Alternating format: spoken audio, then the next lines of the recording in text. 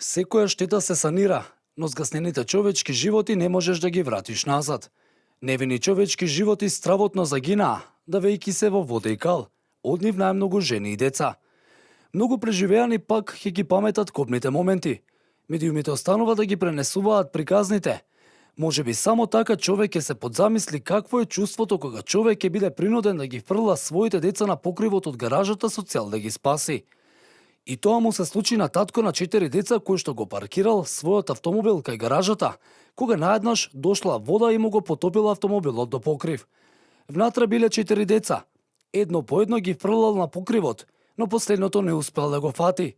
Водата ја однела и мајка му, бабата на децата, кога подоцна ја пронашле удавена во еден канал за поправење автомобили.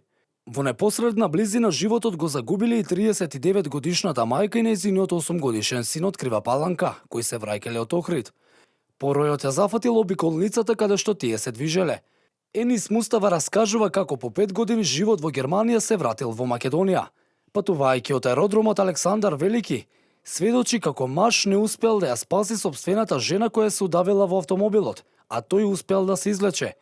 Водата го однела и неговиот автомобил, во кој била и неговата сопруга, но некако успеале да се спасат. Животната приказна на Жаклина од Куманово заврши кобно. Таа со семејството се враќала од Охрид кон Куманово.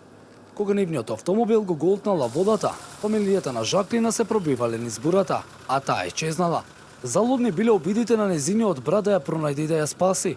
На незината снаа со 2 малолетни деца им помогнале луѓе кои се најшле со комби, а братот продолжил да ја бара сестрата во текот на ноќта. Утрината му била соопштена тажната вест дека таа е одавена. Владимир, возачот на камионот, која преживеа несреќата кога Смилковско езеро се излеало од коритото, изјави дека во момент кога сакал да спасе едно дете, надојдената вода му го однела детето од неговите раце заедно со родителите. Граѓаните раскажуваат и за случајните херои кои вечерта спасиле многу животи. Многу луѓе кои истата вечер патувале и сакале да влезат во Скопје, сведочат дека на влезот во Скопје, пред обиколницата биле запирани од млад непознат човек, кој ги предупредил на лошата и опасна ситуација на обиколницата.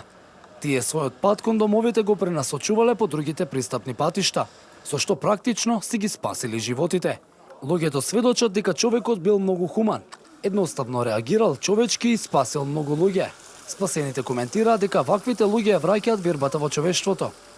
Скопјани велат дека трагедијата ги потсети на поплавата од ноември 1962 година, кога беа поплавени околу 5000 куќи. Некогашниот поплавен плоштад во Скопје од излевањето на Вардар, денеска е поплавен од хумани луѓе кои донираат за настрадалите семејства.